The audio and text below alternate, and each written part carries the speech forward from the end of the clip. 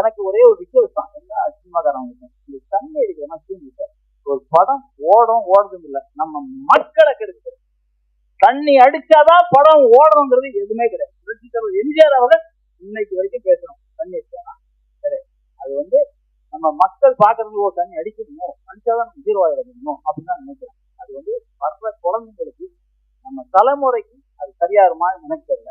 எனக்கு கூட ஒரு படத்துல நடிச்சுக்கிட்டேன், ஃபங்க்ஷன் எடுத்து தண்ணி அடிக்கலாங்க வேண்டாங்க சொல்லி நீங்க என்ன காசு கொடுத்து நான் கொடுங்க, இல்லை நஷ்டம் வேணாலும் கொடுங்க, நான் வந்துட்டே இருக்கேன்.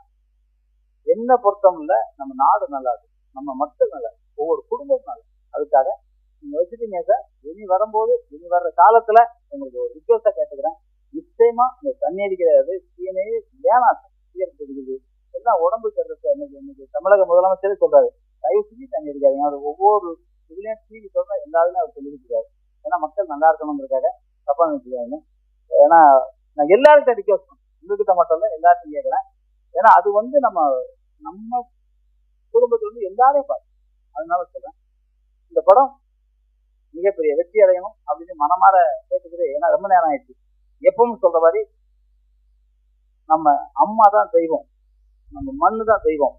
அந்த தெய்வத்தை யாரும் மறக்காதீங்க. புரட்சியில் ஒரு எம்ஜிஆர் என்கிட்ட சொன்னாங்க, அம்மா இல்லாம உலகத்துல எதுவுமே இல்லைங்க. அந்த அம்மாங்கிறது பெண் அனைவருமே நமக்கு அம்மா. அந்த அம்மாவை யாரும் மறக்காதீங்க, அவங்கள மதிங்க. அது மாதிரி தந்தையும் மதிங்க, தாயும் தந்தையும் மதிங்க. இன்னைக்கு கூட ஒரு இதுல படிச்சேன், சைனாவில் எழுதிட்டாங்க, உலகத்திலேயே இந்தியானா பிறக்கிறது புண்ணியம் அப்படின்றாங்க. இந்தியானா பிறகு தமிழ்னா பிறகு அதை விட பெரிய புண்ணியம். அந்த தமிழ்நாட்டுல நம்ம தமிழனா பிறக்கிறவங்க மிகப்பெரிய வெற்றி. அதான் மதுரையிலேருந்து வந்திருக்கீங்க, மதுரை தமிழ்னா எப்படி இருக்கும்னு தெரியும். அந்த மாதிரி மதுரையிலேருந்து நிறைய பேர் வந்திருக்கீங்க. இந்த தமிழனா பிறந்த நானும் மிகப்பெரிய மகிழ்ச்சி அடைவேன். இந்த தமிழ் வாழ்க, தமிழ் வெல்க, வென்றே தீருவான். நன்றி, ஜெய்ஹிந்த்.